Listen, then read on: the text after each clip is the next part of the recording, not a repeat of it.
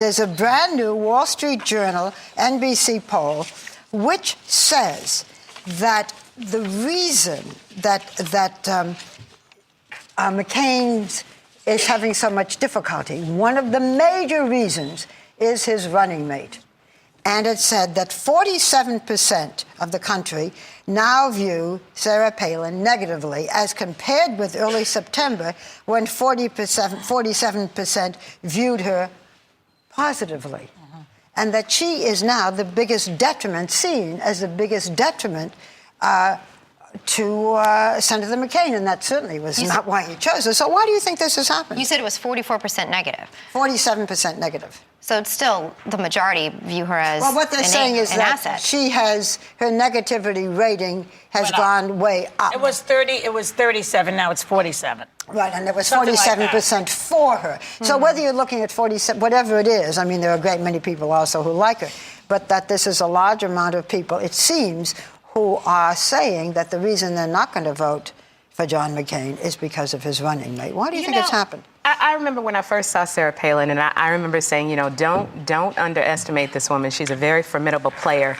And now what I have been disappointed in seeing is it seems like that they've been using Sarah Palin as the attack dog. That's right. Instead, every rally that I see Sarah Palin at, she's attacking Obama instead of telling me, what are you going to do? What are your policies going to be? You keep talking about energy. What are you going to do about energy?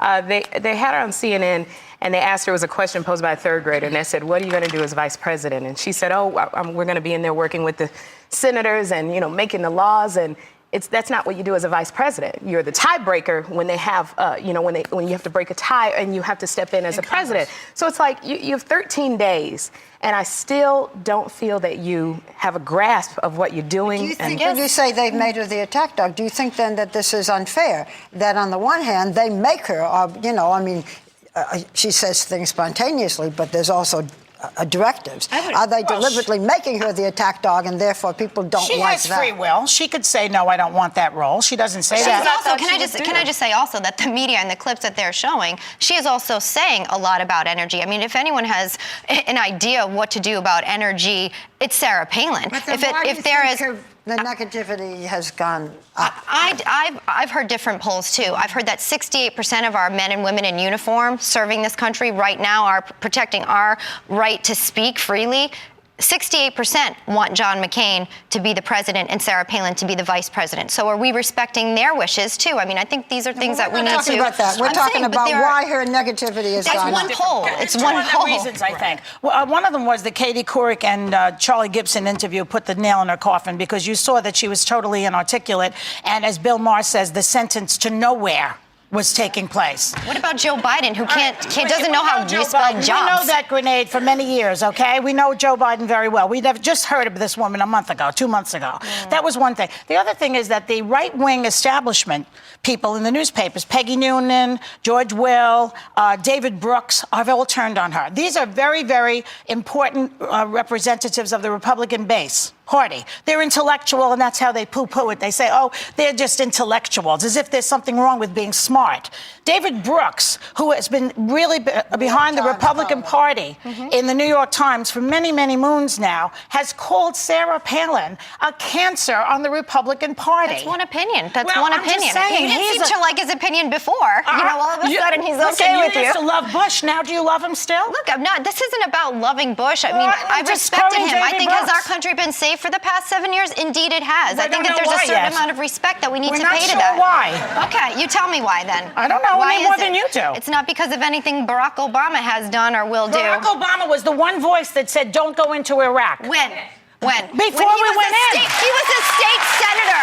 He was a state senator. And then he was against the surge. Barack Obama's knowledge in terms of military. Here's what I find interesting. The three people who have kids fighting for us right now, Sarah Palin, John McCain, and Joe Biden have all said Barack Obama is not fit to be commander-in-chief. Pay attention to that. No, sorry. No, they have. No, you have never heard Joe Biden saying he's not fit to be He said this is not the time for on-the-job training. Right now, he is not. We'll get the quote. No, he never. Read it for That's you. an incorrect quote. He has made He has said things, but he has not made that. He has not said that. So I'd like us to try to be as accurate as possible. I'll get the exact quote. It's almost exactly like that.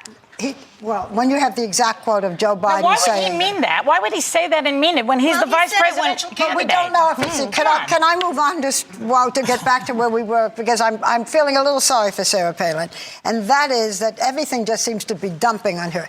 The Republican National Committee, I guess, was forced to say this because they certainly didn't want to release it willingly. But what has come out, and we've been hearing about it all over the place, is that they spent $150,000 on clothes and accessories for Sarah Palin and her family, her husband and her children, since September. $50,000 at Saks Fifth Avenue, $75,000 at Neiman Marcus, $4,716 on hair and makeup. And that's just lipstick for the pig. Whatever.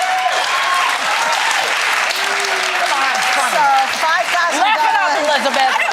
$5,000 for a men's clothing store. I thought all she really needed was a black skirt and a bunch of different colored jackets.